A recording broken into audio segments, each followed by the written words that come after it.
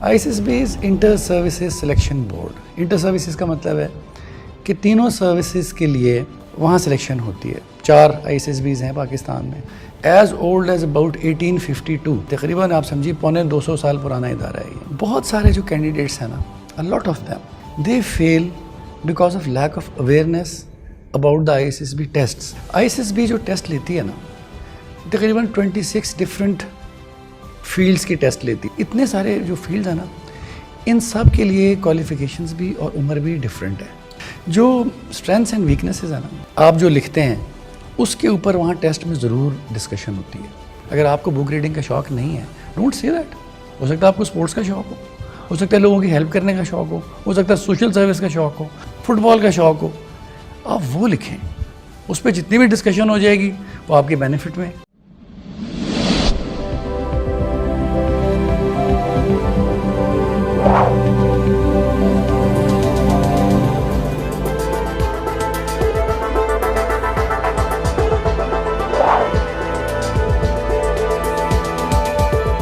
अस्सलाम वालेकुम नाजरीन, शेयरिंग ऑफ प्रोफेशनल विजडम के साथ मैं हूं अली रहमान खालिद।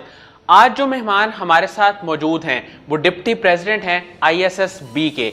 ये हमें बताएंगे कि ISSB का टेस्ट कितना ज़रूरी है और इसको क्लियर करने के लिए क्या क्या स्किल्स आपके पास होने चाहिए और इसके इंटरव्यू में ख़ास तौर पे क्या क्या सवाल पूछे जाते हैं, क्योंकि ISSB के तकरीबन 3000 कैंडिडेट्स का ये इंटरव्यू अब तक कर चुके हैं। पिछले 29 साल से आर्मी में सर्विसेज दे रहे हैं। हम इनसे जानेंगे कि अपने तजुर्बे की रोशनी में इस टेस्ट के बारे में और जो लोग इस फील्ड में आना चाहते हैं उनके लिए गाइडेंस प्रोवाइड करें। आइए इनसे मुलाकात करते हैं। बहुत बहुत शुक्रिया सैयद अली जाफरी साहब आपकी तशरीफ़ आवरी का। सर, सबसे पहले तो मुझे ये बताइएगा, आप पिछले 29 साल से आर्मी के साथ मुंसलिक हैं और आप ISSB के 3000 से ज़्यादा इंटरव्यूज़ कंडक्ट कर चुके हैं। ये ISSB का टेस्ट क्या होता है और इसमें कैसे सिलेक्ट किया जाता है लोगों को और ये सारा प्रोसीजर कैसे चलता है, इसके बारे में बताइएगा। जी, thank you very much for inviting मी।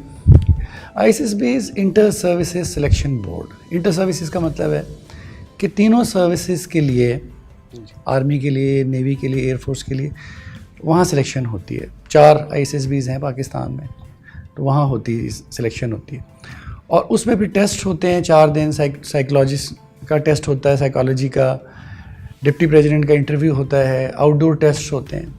उन सारे टेस्ट को करके वो उसके बाद रिज़ल्ट निकालते हैं। Then they discuss it very thoroughly और फिर इसका इवेंचुअली नतीजा निकालते हैं। And it's as old as about 1852।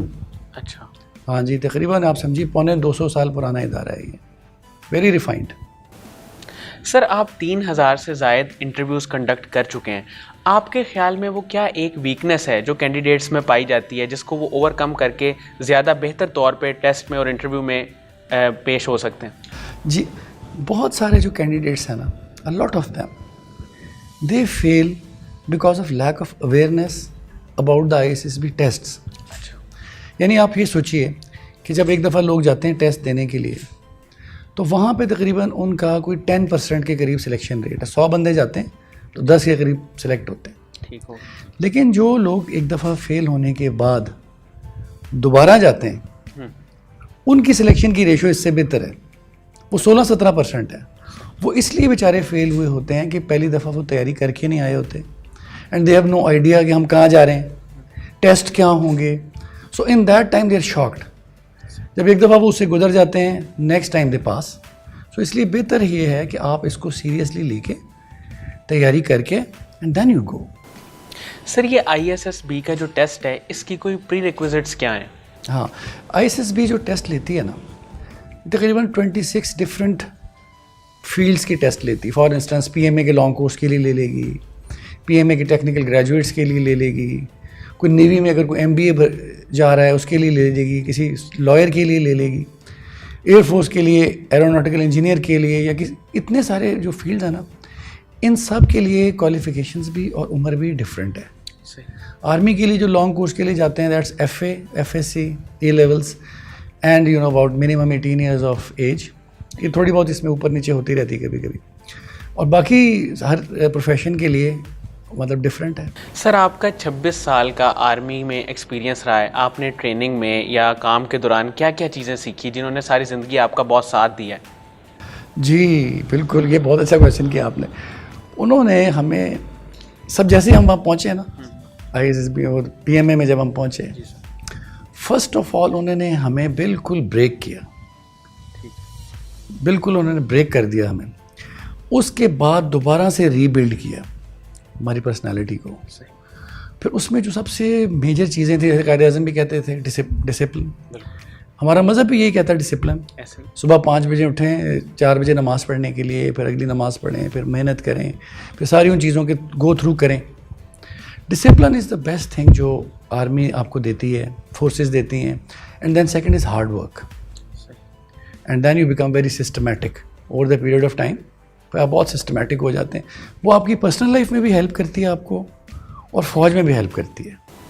Sir, ये मुख्तलिफ़ किस्म के जो टेस्ट होते हैं, ख़ास तौर पे ISSB और दूसरे भी टेस्ट, इसमें ये क्वेश्चन बड़ा कॉमन है कि आपकी स्ट्रेंथ और वीकनेस क्या है, और स्टूडेंट्स को क्लैरिटी नहीं है कि हम इसका आंसर कैसे करें। सर, आप कोई गाइडलाइन प्रोवाइड करें जिसमें स्टूडेंट्स को पता चले कि इसका जवाब सही क्या देना है। जी, very very very good question.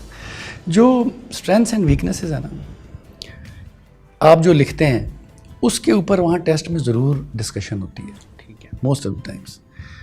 तो अब बच्चे क्या करते हैं, जो कैंडिडेट्स क्या करते हैं, किसी से सुन लिया कि इनको फ़ौजियों को बुक्स पढ़ना बड़ा पसंद है, तो लेट्स से दिस, या इन्हें स्पोर्ट्स का बड़ा शौक़ होता है, तो लेट्स से दैट। ठीक हो, ऐसे करने से, क्योंकि वो तो एक्सपर्ट है ना सारे। अगर मैंने 3000 इंटरव्यूज़ लिए हुए हैं, हर स्टूडेंट यही कहता है कैंडिडेट कि जी मैं सबसे अच्छा हूँ। सही। So but they are experts, they can find out कि कौन झूठ बोल रहा है या कौन उसको फेक कर रहा है। तो इसलिए बेहतर है कि मैं आपको बड़ा आसान तरीका बताता हूँ, वेरी इंटरेस्टिंग। आप एक जगह बैठ जाइए, अलग कहीं, get a paper and a pen, ठीक है। उसमें जो जो खामियां या खूबियां एक इंसान में होती हैं, आप में नहीं, किसी में भी, ठीक है, वो आप लिख लें। 50 लिख लें, 60 लिख लें, 70 लिख लें। एक इंसान जो है वो इंटेलिजेंट भी हो सकता है, रिस्पॉन्सिबल भी हो सकता है, इमोशनली स्टेबल भी हो सकता है, खूबसूरत, जो आपको लगती हैं 50-60 क्वालिटीज़ एक इंसान में होती हैं, वो लिख लें। और जो बुराइयां हैं वो भी लिख लें। This will take you about half an hour और समथिंग। एंड देन फिर आप इसमें से लाइन लगाएं नीचे कि यार इसमें से मेरे में जेन्युइनली कौन सी है। कोई भी इंसान खूबी और खामी के बगैर हो ही नहीं सकता ना। इन बुरे से बुरा भी आदमी होगा, वो किसी से, अपनी माँ से तो मोहब्बत करता ही होगा या किसी और से। वो आप आइडेंटिफाई करें कि मेरे में ये खामियां हैं, ये खूबियां हैं। वो 8-8 10-10 आ जाएंगी। उसमें से देन यू सिलेक्ट कि मैंने वहाँ क्या बतानी है, क्योंकि जो भी चीज़ आप बताएंगे ना उस पर फिर डिस्कशन होगी। और अगर आपने सच बोला है जी, तो उस पर जितनी मर्जी डिस्कशन कर रहे हैं आप उस पर सुरखरू ही हो जाएंगे। सो इस पैटर्न से आप लिखें, उसमें से सिलेक्ट करें। बिल्कुल ज़रूरत नहीं है किसी और की बताने की। हो सकता है वो उसमें हो, आपकी पर्सनैलिटी में ना हो। अगर आपको बुक रीडिंग का शौक़ नहीं है, डोंट से दैट। हो सकता है आपको स्पोर्ट्स का शौक़ हो सकता है लोगों की हेल्प करने का शौक़ हो सकता है सोशल सर्विस का शौक़ हो सकता है पढ़ने का शौक़ हो, फुटबॉल का शौक़ हो। आप वो लिखें, उस पर जितनी भी डिस्कशन हो जाएगी वो आपके बेनिफिट में है। सर, कौन सी ऐसी चीज़ें हैं जो अगर किसी कैंडिडेट में हो तो वो फौरी तौर पे स्ट्रेट अवे रिजेक्ट हो जाता है? कई ऐसी क्वालिटीज़ हैं। फॉर इंस्टेंस, अगर उसकी इंटेग्रिटी में प्रॉब्लम है, उसका कोई ऐसा जो बिहेवियर, रोमांटिक बिहेवियर कुछ उसका ऐसा है जिस कम्प्लीटली अनएक्सेप्टेबल, तो वो बंदा अगर सोने का भी बन के आ जाए वो उसको नहीं रखेंगे इंटेग्रिटी पे। अगर बंदा इमोशनली स्टेबल नहीं है वो उसको नहीं रखेंगे। And they have ways and means to find out, इसीलिए तो टेस्ट हो रहा है जी। अगर कोई बंदा सोशल रिलेशंस मेंटेन नहीं कर सकता उसको नहीं रखेंगे वो। सबसे बड़ी चीज़, किसी बंदे में अगर प्लानिंग की एबिलिटी नहीं है, प्लान नहीं कर सकता जी, उसको नहीं रखेंगे। वो इसलिए कि प्लानिंग सिखानी बड़ी मुश्किल है। और अब सोचिए कि एक अफसर है या एक कप्तान है, उसकी प्लानिंग एबिलिटी ठीक नहीं है, और उसके नीचे जो हवलदार हैं, सिपाही हैं, वो उसको बता रहे हैं सर ऐसे कर लेते हैं, सर ऐसे कर लेते हैं। उसकी पूरी जो लीडरशिप है वो कॉम्प्रोमाइज़ हो जाएगी। तो ऐसी चंद चीज़ें ऐसी हैं कि इनके बगैर सेंस ऑफ रिस्पॉन्सिबिलिटी, अगर एहसास ज़िम्मेदारी नहीं है किसी आदमी में, वो कुछ भी बन जाए, वो लीडर नहीं बन सकता। बिल्कुल ही कांट। किसी में कोई फिजिकल डिफॉर्मिटी है, मसलन कोई फिजिकल डिफॉर्मिटी ऐसी है कि वो बोल नहीं सकता सही, वो भी फौज का लीडर नहीं बन सकता, ज़ाहिर है उसने तो कमांड्स देंगे। तो ये चंद चीज़ें हैं जिनकी वजह से। सर ये एक ख़ास मैं तौर पे आपसे पूछना चाहूँगा कि इमोशनल स्टेबिलिटी और लीडरशिप क्वालिटी, इन दो चीज़ों को कैसे चेक किया जाता है इंटरव्यू में? जी, जो इमोशनल स्टेबिलिटी है ना, लाइफ तो बेसिकली डिपेंड करती है इसके ऊपर। इसमें बहुत सारी किताबें हैं इमोशनल इंटेलिजेंस के ऊपर, यानी उसमें उसको फिर बहुत दफ़ा इंटरव्यू के अंदर उस बंदे के ऊपर बहुत अनड्यू प्रेशर डालते हैं वो। बहुत ज़्यादा। अब आप देखो, जब क्रिकेट का मैच हो रहा हो इंडिया पाकिस्तान का, ऐसे तो बैट्समैन के लिए बैटिंग करना बहुत मुश्किल होता है। बहुत मुश्किल होता हालांकि बॉलर भी वही है, वो बैट्समैन भी वही है, एक्सपीरियंस्ड है, बट वो इमोशंस उसको वो प्रेशर लेने की इजाज़त ही नहीं दे रहे होते।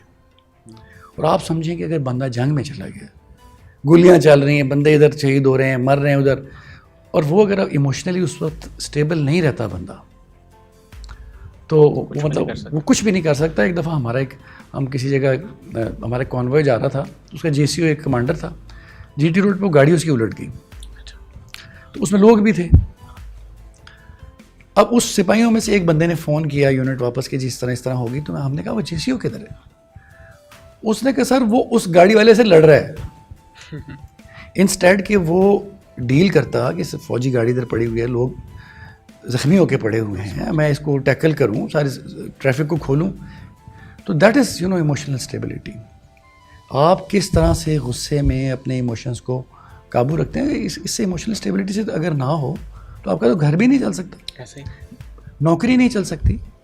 आप इतना अच्छा, बहुत अच्छा काम कर रहे हैं, फर्स्ट क्लास, और 2 साल बाद जाके एक दिन शादी से लड़ लें आप, it will be difficult for you to survive. So it's emotional stability आप में होनी चाहिए, और इसकी प्रैक्टिस से आ भी जाती है। अपने आप को ठंडा रखें, सब्र करें, आ भी बहुत ज़रूरी है लीडरशिप के लिए। और दूसरा, लीडरशिप में जो आप देखते हैं उसमें ना 2 चीज़ें बहुत इंपॉर्टेंट होती हैं। एक होती है इनिशिएटिव, और एक होती है ability to influence other. Leader का तो काम ही है ना, लोगों को इन्फ्लुएंस करना। बिल्कुल ऐसे। फिर जो आपने जितने कागजात लिखे होते हैं, हॉबीज़ और सारी चीज़ें, इनमें डिस्कस करके वो देखते हैं इसने लाइफ में आज तक क्या क्या इनिशिएटिव लिया है। इंटरव्यू में चीज़ें सामने आती हैं ना, बिल्कुल ऐसे कि हाँ सर मैं एक दफ़ा गया, मैंने कॉलेज में कहा जी मैं ये फंक्शन करवाता हूँ, तो पता चलता है हाँ इसमें इनिशिएटिव है, मैंने फ़लाना मैच प्लान किया, मैंने फ़लानी चीज़ प्लान की, मैंने फ़लाना इनिशिएटिव लिया। फिर हम उस पर डिस्कशन करते हैं, and then you come to know कि हाँ इसमें इनिशिएटिव है। फिर उसकी जो एबिलिटी टू इन्फ्लुएंस है वो भी उसी तरह शो हो जाती है कि बाकी लोग इससे मुतासिर भी हो रहे हैं कि नहीं। If you can't influence people, you can't take them to the war. Sir मुझे यहाँ पे थोड़ा सा ये बताइएगा, आपकी हॉबीज़ क्या हैं और आप किस किस बिज़नेस में अभी आप पार्टिसिपेट कर रहे हैं और कौन कौन सा बिज़नेस कर रहे हैं? हाँ, हॉबीज़ तो मेरी ये हैं कि मैं स्पोर्ट्समैन हूँ, नेशनल लेवल का बास्केटबॉल मैंने खेली, टेबल टेनिस मैंने खेली प्रोविंशियल लेवल के ऊपर, गवर्नमेंट से स्कॉलरशिप भी मिलता था जब मैं फ़ौज में नहीं गया था। तो I am very fond of reading books में बहुत ज़्यादा पढ़ता हूँ। और अब मैं ये है कि आई हैव अबाउट 2 कंपनीज़। एक है 360 प्रॉपर्टी मैनेजमेंट सर्विसेज, जो पाकिस्तान से बाहर लोग हैं, रहते हैं एक्सपर्ट्स, उनकी जो पाकिस्तान में प्रॉपर्टीज़ हैं उनको मैनेज करते हैं, उनको मेंटेन करते हैं, रेंट वसूल कर लिया, ठीक कर दिया, उसको सेल कर दिया, उसको इस तरह की चीज़। एक ये कंपनी है, और दूसरी है एक पैराडाइज फार्म्स। मैं एक जगह किसी जगह बहुत सारे फार्म हाउसेस वगैरह बना रहा हूँ। तो बेसिकली डेवलपमेंट और कंस्ट्रक्शन से मेरा बिज़नेस का ताल्लुक़ है। सर आपके अंदर एक खिदमत खल्क़ का जज्बा भी है और इसी के तहत आपने मकसूद फाउंडेशन भी बनाई। सर इसमें इसका क्या क्या विज़न है, मिशन है और ये किस तरह से काम कर रही है? जी देखिए, इसका तो ये है सबसे पहले कि मैं एक दफ़ा छोर एक जगह सिंध में वहाँ पोस्टेड था, तो वहाँ एक जगह बहुत सारे लोग मुसलमान होके आ गए, हिंदू। अच्छा। तो वो अपनी अपनी जगह से निकाल दिया उन्होंने उनको, बाकी मुख्तलिफ मज़ाहिब से वो आए हुए थे। बट वो वहाँ जब इकट्ठे हो गए सारे, गांव बन गया पूरा एक, लेकिन उनके पास रोज़गार कोई नहीं था। तो मैंने ये सोचा कि यार ये मेरा इससे डायरेक्टली तो कोई ताल्लुक़ नहीं है, बट ये खाएंगे क्या, ये करेंगे क्या।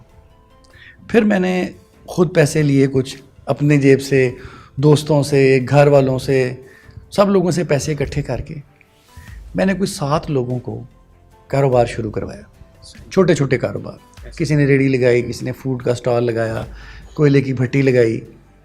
And it was so good to know कि उस 7 में से 6 कारोबार चल गए। सही। तो 6 लोग बरसरे रोज़गार जब हो गए तो उनका तो प्रॉब्लम सॉल्व हो गया। सही। तो फिर मैंने कहा यार जब मैं रिटायर हो जाऊंगा ये काम मैं ज़रूर करूंगा। तो अब मैं वो काम करता हूँ, लोगों को कारोबार वगैरह करा दिए छोटे छोटे, और इसके लिए कोई लोग डोनेशंस भी देते हैं और मैं बाकी ज़्यादातर तो अपने पैसों से करता हूँ, दे देता हूँ। अमजद साकिब साहब की भी यही स्टोरी है ना जी। मतलब इस तरह से कारोबार उन्होंने करवाया।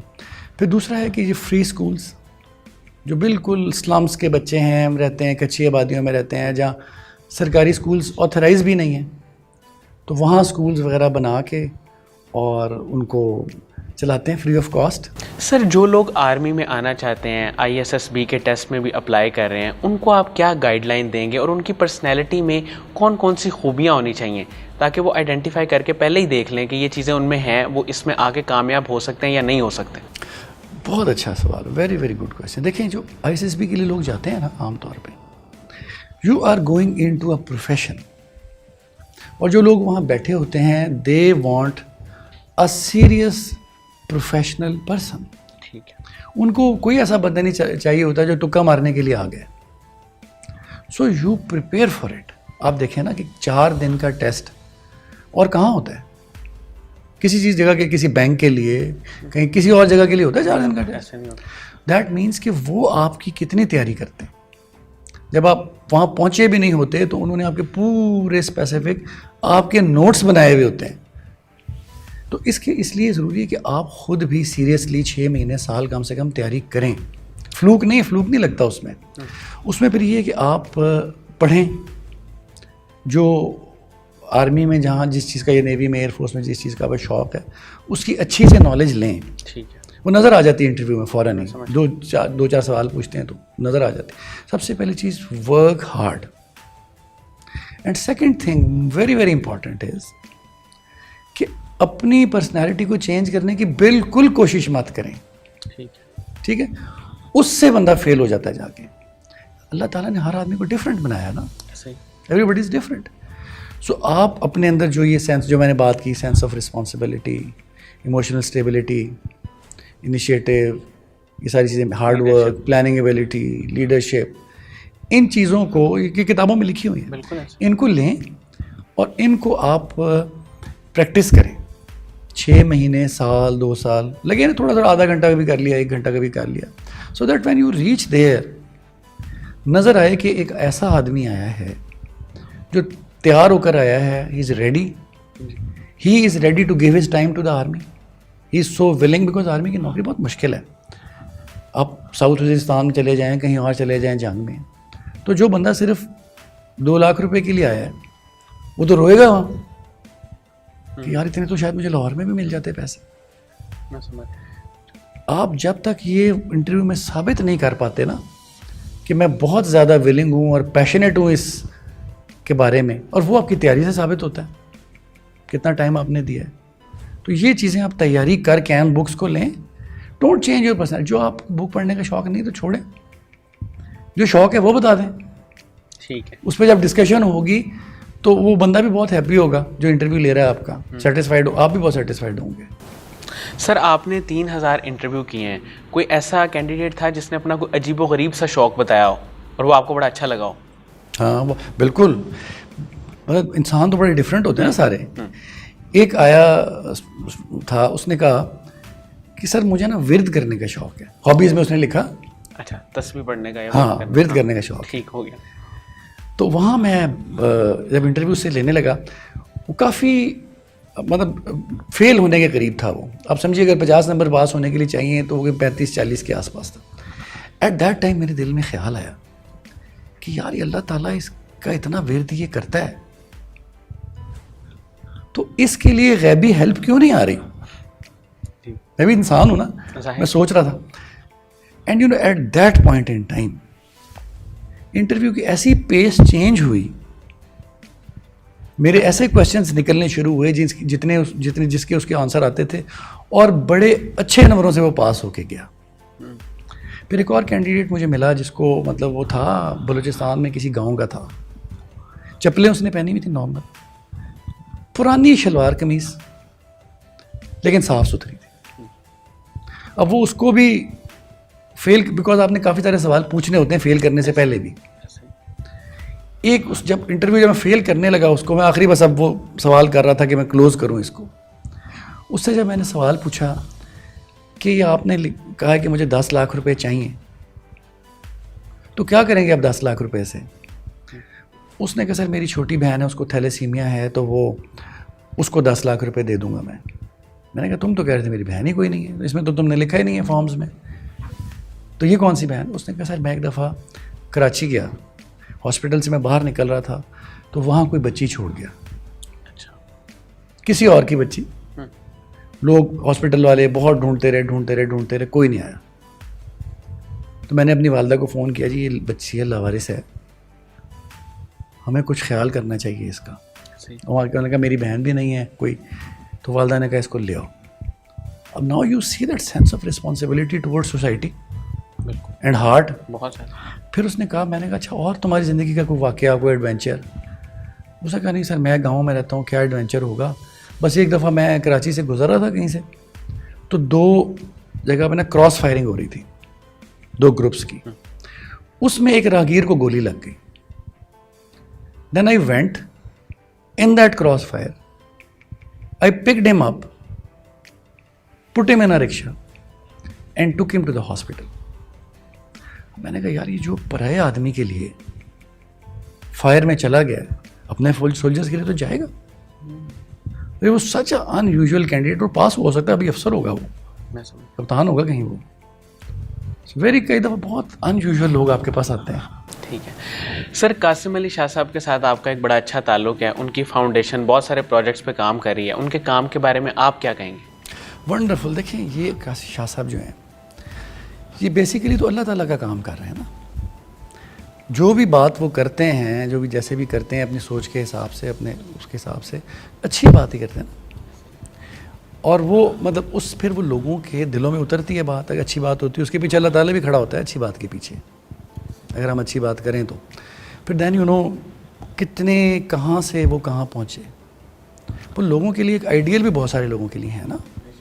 कहाँ से उठे, इतनी काम लाइफ में वो क्या क्या उन्होंने अचीव किया अपनी मेहनत से, खुदा के करम से, लोगों को मुफ्त एजुकेशन देना, चैरिटीज़ बनाना, मतलब मेडिकल, सुलह, क्या क्या काम वो कर रहे हैं। और एक आदमी जो सारा दिन अपना अल्लाह ताला के लोगों को अच्छी बातें समझाने में गुजार दे, तो ज़ाहिर उससे तो इंस्पायर होना बनता है ना। और हम बाकी लोगों को भी करना चाहिए। जैसे मैं आज आपके पास आया हूँ, शाह साहब से इम्प्रेस हो गया ना कि यार वो अच्छी बात अब लोगों को बता रहे हैं, चलो जो हमें पता है हम भी लोगों को बताएं, नेक्स्ट जनरेशन के काम आए। बहुत बहुत शुक्रिया सैयद अली जाफ़री साहब, आपने हमारे लिए वक्त निकाला, आपका शुक्रगुजार हूँ। नाज़रीन, मुझे उम्मीद है कि जो लोग ISSB के टेस्ट के हवाले से जानना चाहते हैं कि उसमें किस किस तरह के सवाल होते हैं और आप किस किस तरह से इसको प्रिपेयर कर सकते हैं, उनके लिए इंटरव्यू इंतहाई मुफीद साबित होगा। बहुत बहुत शुक्रिया, अपना बहुत ही ख्याल रखिएगा। अल्लाह हाफ़िज़।